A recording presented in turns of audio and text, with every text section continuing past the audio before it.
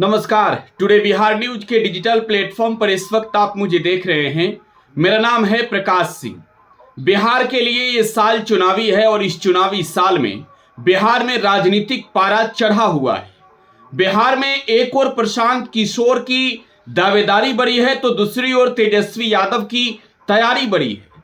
नीतीश कुमार भी एक तौर पर कहें तो एनडीए के कुनबे को संभाले हुए हैं और बिहार में बीजेपी के तमाम बड़े नेता कैंप कर रहे हैं। लेकिन ऐसे में आपको आज इस रिपोर्ट में हम बताने जा रहे हैं कि बिहार की राजनीति में महागठबंधन के अंदर आखिरकार चल क्या रहा है। देखिए, बिहार में मौजूदा समय में महागठबंधन में शामिल जो घटक दल है उसमें राष्ट्रीय जनता दल है, कांग्रेस है, लेफ्ट है और इसके अलावे अब वीआईपी भी है। तो आप समझ सकते हैं कि महागठबंधन के अंदर जो दलें शामिल हैं, सीटों को लेकर जो है वो सियासी बातचीत हो रही है। दूसरी ओर एनडीए में अगर देखें तो जेडीयू है, बीजेपी है, इसके अलावे एलजेपीआर है। एलजेपीआर के साथ ही साथ एनडीए के अंदर हिंदुस्तानी अवाम मोर्चा है, आरएलएम है। तो देखिए, ये लड़ाई बिहार में बड़ी होने जा रही है और इस रिपोर्ट में आपको अंदर की खबर तो बताएंगे ही, लेकिन इस रिपोर्ट में आपको यह भी जानने को मिलेगा कि बिहार की राजनीति में महागठबंधन के अंदर सीट बंटवारे पर आखिरकार इतना घमासान अंदर ही अंदर कैसे छिड़ गए। देखिए, बिहार विधानसभा चुनाव 2020 के चुनावी नतीजे याद कीजिए। सबसे अधिक सीटों पर राष्ट्रीय जनता दल चुनाव लड़े, 144 सीटों पर। आरजेडी को बिहार विधानसभा चुनाव 2020 में 75 सीटों पर जीत मिली थी।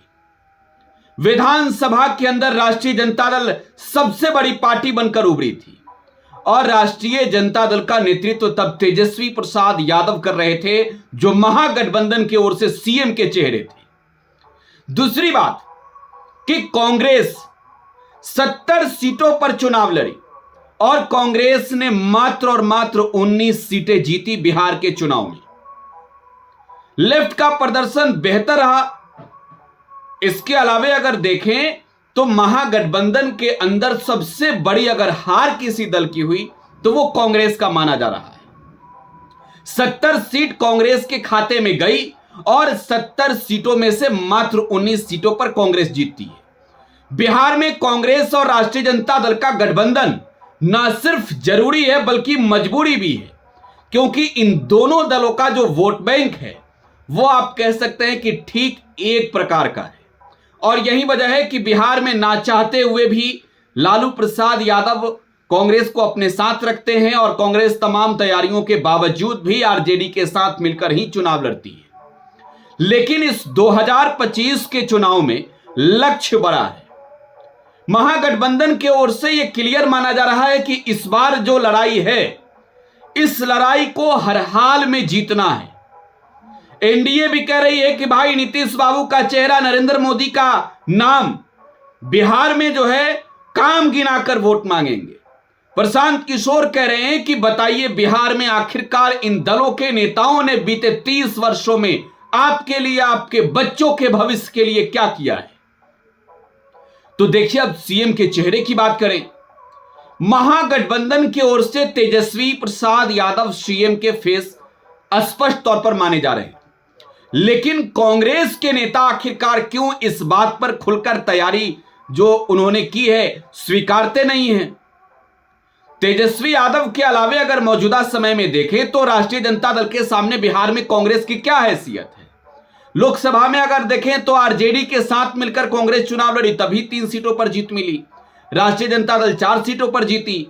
लेकिन विधानसभा में जब बिहार के चुनाव की बात होती है तो बिहार के चुनाव में कांग्रेस की वजूद तेजस्वी के बिना किस तरीके का है समझना हो तो कुशेश्वर स्थान विधानसभा सीट पर हुए उपचुनाव के नतीजे याद कीजिए। कुशेश्वर स्थान में आरजेडी दूसरे नंबर पर रही, जेडीयू के अमन हजारी चुनाव जीत गए। लेकिन इससे भी बड़ी दिलचस्प बात यह रही कि कांग्रेस फ्रेंडली फाइट के लिए मैदान में उतरी। मुझे लगता है कि 4000 के करीब वोट कांग्रेस के कैंडिडेट को कुशेश्वर स्थान में मिला था। तो यह स्पष्ट है कि अगर कांग्रेस साथ लड़कर चुनाव लड़ती है तो कहीं ना कहीं ताकत महागठबंधन की बढ़ेगी। लेकिन जो रणनीति कांग्रेस के अंदर इस वक्त स्पष्ट रूप से देखने को मिल रहा है, तेजस्वी यादव के चेहरे पर उन्हें ऐतराज है, और ऐतराज के पीछे की वजह भी आपको बता देते हैं इस रिपोर्ट में। देखिए, तेजस्वी इस बात को बखूबी समझ रहे हैं कि इस बार सीटें घटानी होगी। मुकेश साहनी आ रहे हैं, और मुकेश साहनी अगर आ रहे हैं तो जाहिर सी बात है कि सीटें तो चाहिए ही चाहिए। 10 सीटों पर वो चुनाव लड़ चुके हैं पिछले बार के चुनाव में। 4 सीट भले जीते और जिसमें साहनी खुद हार गए। भाई, महागठबंधन के साथ मिलकर अगर मुकेश साहनी आते हैं तो वो चुनाव लड़ेंगे ही लड़ेंगे, उनकी पार्टी चुनाव लड़ेगी ही लड़ेगी। लेकिन एक सवाल यह है कि बिहार में जिनकी वजूद नहीं है उनकी डिमांड सबसे ज्यादा है। आज के वक्त में वीआईपी की डिमांड है 60 सीटों की, लेकिन असल में समझिए यह बरबोलपन बयान है। ये जो डिमांड है वीआईपी के ओर से, मुझे लगता है कि विकासशील इंसान पार्टी के हैसियत से 10 से 15 सीट के बीच सीट जो है उन्हें महागठबंधन में मिल सकती है। और मुकेश साहनी संतोष भी करेंगे, क्योंकि अगर वो एनडीए के साथ जाते हैं तो जो चुनावी नतीजे उन्होंने देखे हैं, बीजेपी ने अपने कैंडिडेट इन पर थोप दिए, और भारतीय जनता पार्टी के जो कैंडिडेट थे जो वीआईपी से चुनाव लड़े जीते, उन्होंने बीजेपी के साथ हो गए और मुकेश साहनी को धोखा दे दिया। कांग्रेस की डिमांड है कि भाई 70 से कम पर समझौता नहीं, 70 सीटें तो चाहिए ही चाहिए। चुनाव से पहले बिहार में कांग्रेस के प्रदेश अध्यक्ष बदल दिए गए, बिहार में कांग्रेस के नए प्रभारी बने अल्लाह और अब जरा समझिए कि बिहार में आखिरकार कांग्रेस की चाल क्या है। देखिए, हाल में कांग्रेस की जो बैठक है वो बैठक अहमदाबाद में हुई है, और इस बैठक में बिहार से अगर मैं बात करूं तो कांग्रेस के तमाम नेता तो गए ही, एमपी तो गए ही, लेकिन राजेश रंजन उर्फ पप्पू यादव, ये वो चेहरा जो पूर्णिया लोकसभा सीट से निर्दलीय चुनाव जीतकर सदन में पहुंचे, और निर्दलीय चुनाव जीतने का रिकॉर्ड भी पप्पू यादव ने अपने नाम किया है, जो पिछली कई बारों से जब भी जीते निर्दलीय ही जीतते हैं। तो राजेश रंजन और पप्पू यादव कांग्रेस की बैठक में गए। उस बैठक में जो है वो ये भी माना जा रहा है कि पप्पू यादव के कंधे पर भी कांग्रेस ने बड़ी जिम्मेवारी सौंप दी है। अभी भले बातें सामने नहीं आई है, क्योंकि वो निर्दलीय एमपी है, दल में शामिल हो नहीं सकते हैं, और अगर वो दल में शामिल होते हैं तो उनकी सांसदी चली जाएगी, फिर से पूर्णिया में बाई इलेक्शन होगा।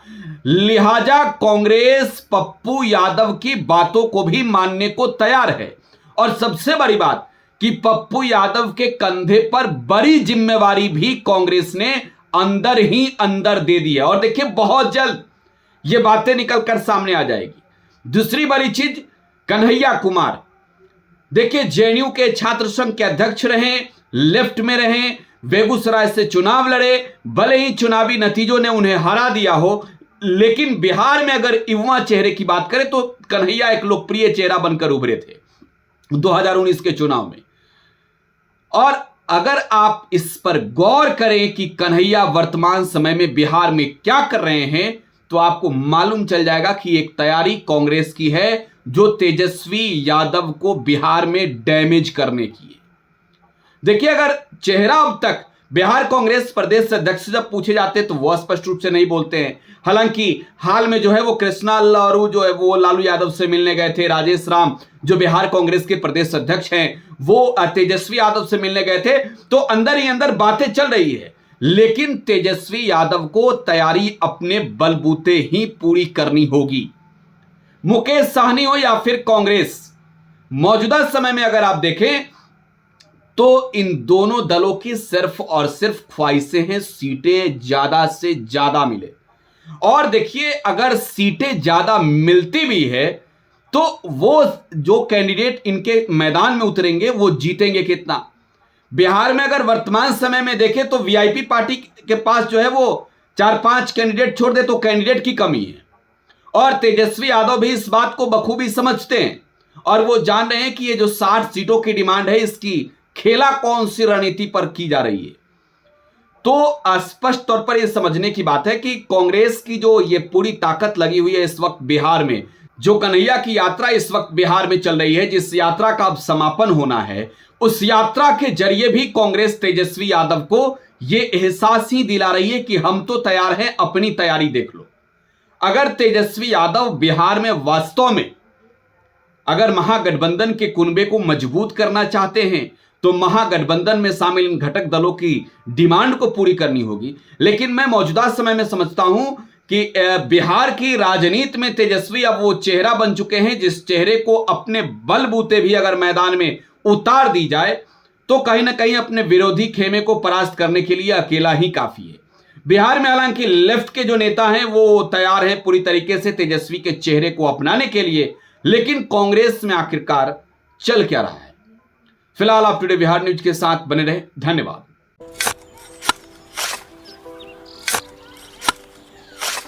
नई का साल मुबारक हो चाचा। हाँ मुबारक।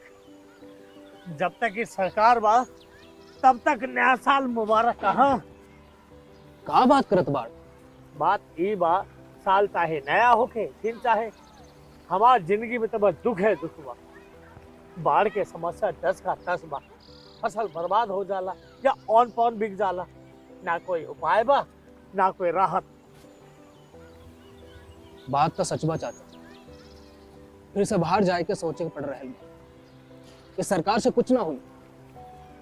कबू कबू तो लागेला हमरे मजदूरन की जिंदगी में कोनो नया साल सच में मुबारक होई। नया साल तो तब मुबारक होई जब नई सरकार आई। बात तो सही बा चाचा। नया साल, नई सरकार, नया संकल्प, नया बिहार।